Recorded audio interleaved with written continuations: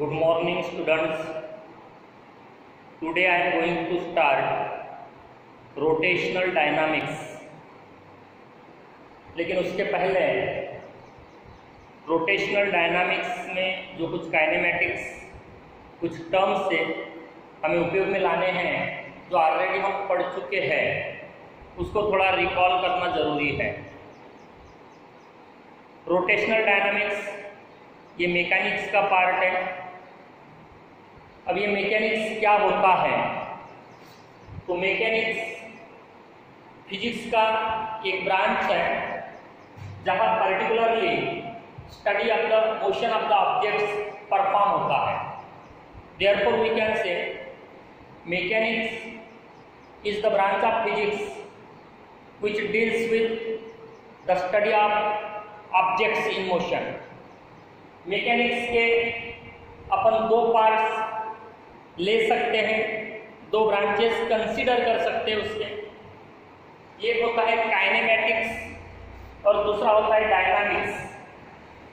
ये दोनों में क्या अंतर है, तो थोड़ा सा एक अंतर ध्यान में आ सकता है। ऐसा अंतर मैं बता रहा हूँ। Kinematics is the study of bodies either at rest or in motion, and if the body is moving, we are performing the study of body in motion, then it is without considering the cause of motion. यानी motion क्यों हुआ इसका विचार ना करते हुए motion की पढ़ाई मैकेनिक्स के जिस ब्रांच में परफॉर्म की जाती है उसे काइनेमेटिक्स कहा जाता है। Other branch of mechanics is dynamics. It is the branch of mechanics in which the study of motion of objects can be perform but with the consideration of cause of the motion. Motion का cause क्या है, motion का कारण क्या है, उसको लेकर अगर मोशन पढ़ा जाता है, जैसे फोर्स, मोमेंटम, मास, सबको लेकर अगर हम मोशन की पढ़ाई करते हैं इट बिकम्स द डायनामिक्स।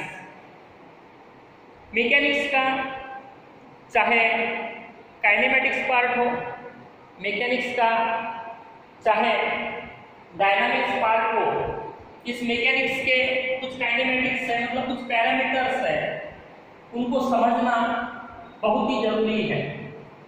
जब तक हम उन पैरामीटर्स को नहीं समझेंगे हमें ना तो काइनेमेटिक्स प्रॉपरली समझ में आएगा ना ही डायनामिक्स।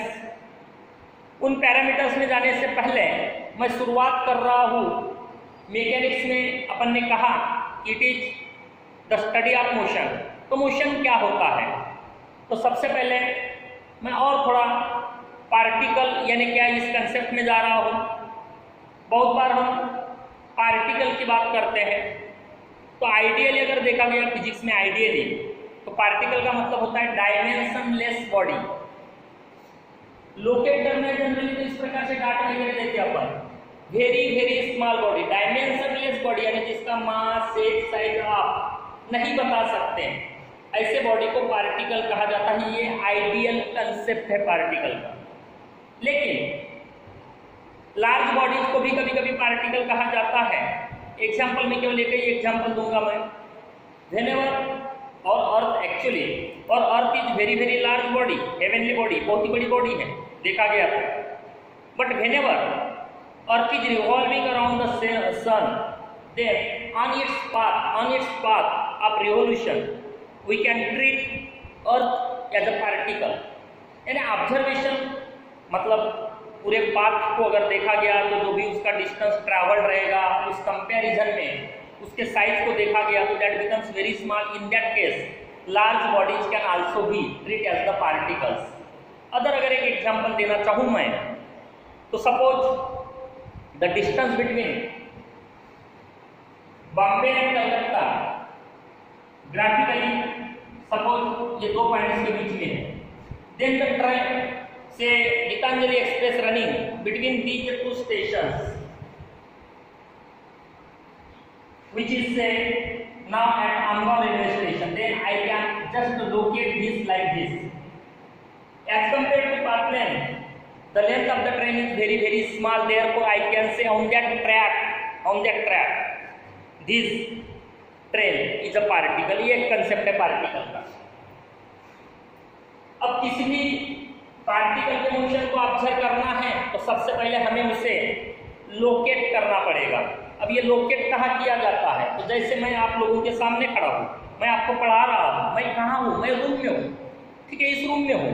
लेकिन मैं अगर कहा हूँ मेरे को सर्टन लोकेशन देनी है तो that is called as the position. तो उसके लिए मुझे जरूरत पड़ती है कार्टेशियन कोऑर्डिनेट सिस्टम की, जिसको फ्रेम ऑफ रेफरेंस भी कहा जाता है.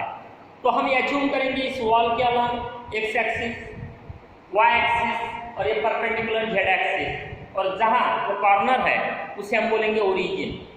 अब हम डिफरेंट परपेंडिकुलर से एक्सिस से निकालेंगे और मुझे लोकेट करेंगे और बोलेंगे कि ये लोकेशन की पोजीशन है. अब आप मुझे देख रहे हो, मैंने कहा था कार्टेशियन कोऑर्डिनेट सिस्टम, उसको फ्रेम ऑफ रेफरेंस भी कहा जाता है. दो टाइप की फ्रेम ऑफ रेफरेंसेस के बारे में मैंने बताया हूँ, inertial frame of reference, non inertial frame of reference. Just इसे आप लोगों को रिवाइज कर लेना है, देख लेना है एक बार. अब मैं विथ रिस्पेक्ट टू कॉर्नर कहाँ हूँ तो आपको मुझे लोकेट करना पड़ेगा. तो आप एक्स एक्सिस से, वाई एक्सिस से, जेड एक्सिस से परपेंडिकुलर्स निकालेंगे और बोलेंगे location is at this position. Now you are observing me, you know my position, time is going on, with the passage of time मुझे देखते जा रहे हैं. आप बोल रहे हैं लोकेशन इज एट रेस्ट, क्योंकि मेरी पोजीशन चेंज नहीं हुई. लेकिन जैसे मैं इधर उधर अगर हो जाता हूँ तो आप बोलते हैं location is in motion. What happens? There is change in position, there is change in position. Now I am particles और I am object. There is change in position of object with respect to observer and with respect to you with the passage of time. Therefore we can say it is the motion.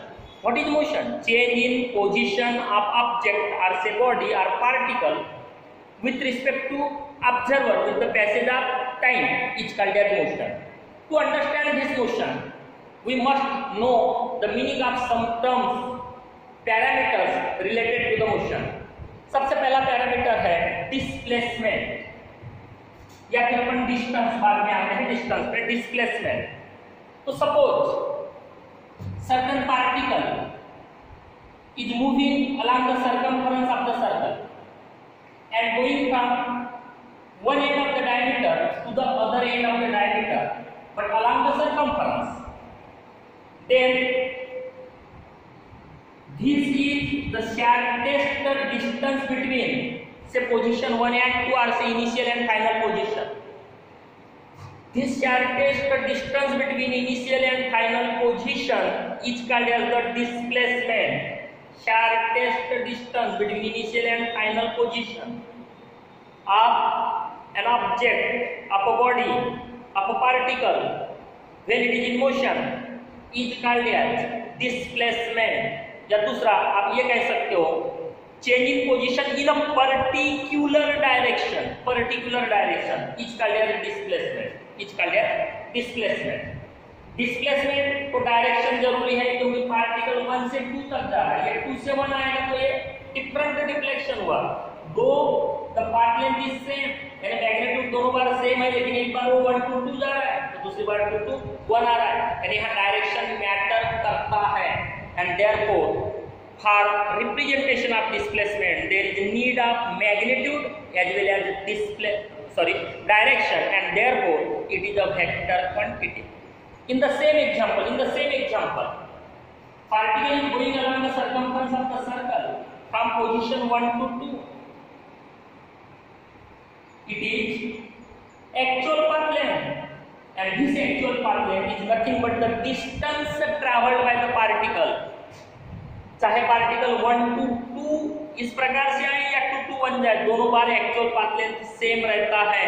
यानी distance को बताने के लिए direction matter नहीं करता वो किधर से किधर जा रहा है. That is actually the actual path length of the particle, and therefore we can say distance is a scalar quantity. चाहे वो डिस्प्लेसमेंट हो, डिस्टेंस हो, दोनों को मीटर में एसआई यूनिट में और सेंटीमीटर में सीजीएस यूनिट में नापा जाता है. डिस्प्लेसमेंट और डिस्टेंस में समानता कब हो सकती है? तो मैग्नीट्यूड दोनों का केवल एक ही बार सेम रह सकता है जब particle straight line animation perform करेगा।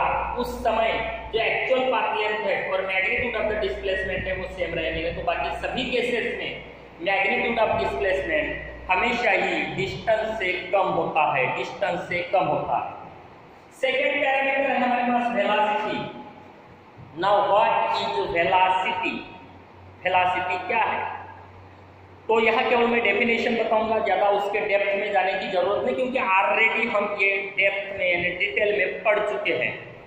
तो rate of change of displacement, rate of change of displacement with respect to time is called as the velocity. Rate of change of displacement with respect to time is called as velocity. इसमें भी अपन ने अलग अलग velocities देखे हैं। Variable velocity, अगर with respect to time velocity का मैग्नीट्यूड और डायरेक्शन दोनों चेंज होते हैं, इट इज वेरिएबल वेलोसिटी। दूसरा हमने देखे थे यूनिफॉर्म वेलोसिटी, अगर वेलोसिटी का मैग्नीट्यूड कांस्टेंट रहता है लेकिन डायरेक्शन अगर चेंज होती है, या डायरेक्शन सेम है लेकिन मैग्नीट्यूड चेंज हो रहा है, या दोनों चेंज हो रहे हैं। Sorry there is some mistake. I am talking about uniform velocity. If there is no change in magnitude of the velocity, but there is change in the direction, then it is sorry.